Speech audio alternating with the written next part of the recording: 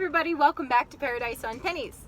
Hey, I'm Heather and welcome back to my little tiny truck camper home here. And today I wanted to give you guys another review of a book that I think is really awesome to read. Just as a quick FYI, if you're new to this channel, we live on the road full time in this truck camper. And we do everything on a really low budget. So our hobbies are totally free. We spend $0 on what you might call entertainment. Our hobbies are basically hanging out with our dogs, hiking, some backpacking, and exploring and stuff like that, as well as reading. So let's get to today's. So today I want to talk about this book. It's just a tiny book, which is really quick read actually.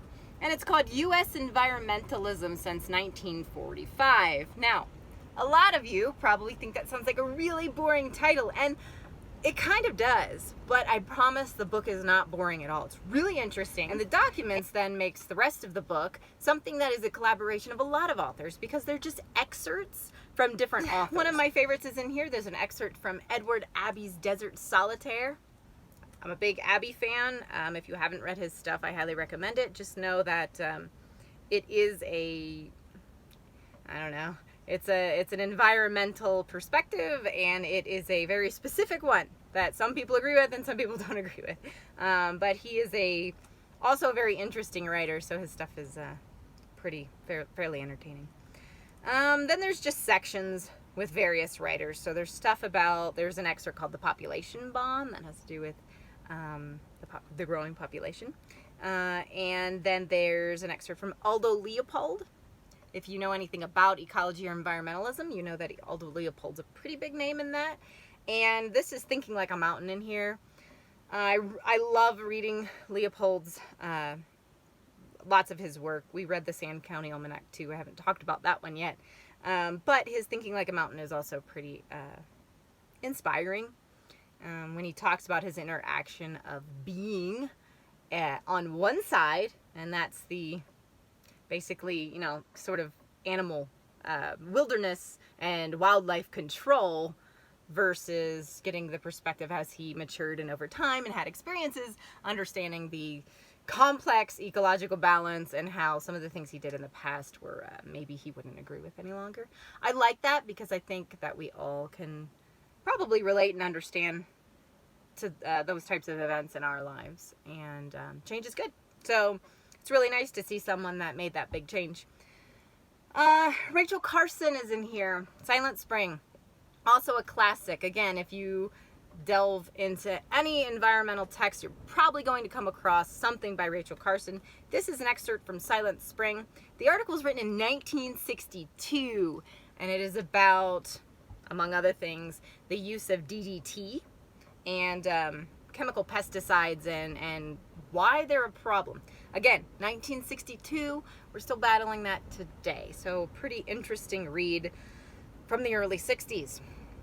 It's interesting that many of these are actually from such years. I mean, it says 1945 and on, but a lot of these, 40s, 50s, 60s, maybe some 70s, goes all the way up to 80s, 90s, modern stuff. But still, like the DDT thing, 60s. So it's crazy to think that we still battle these issues and we still damage our natural environment. There are other things like the Endangered Species Act, the beginning of the Endangered Species Act. There's a Sierra Club bulletin that was from when they were proposing putting a dam up around Dinosaur. And if you know anything about the fate of the Colorado River, you might know that a dam was put in and it was somewhere else. In fact, that links with Edward Abbey's writings. So if you're interested, check all that out and you'll get a pretty interesting, entertaining, somewhat disturbing, but if anything, enlightening history of our environmental saga in the U.S. and around the world.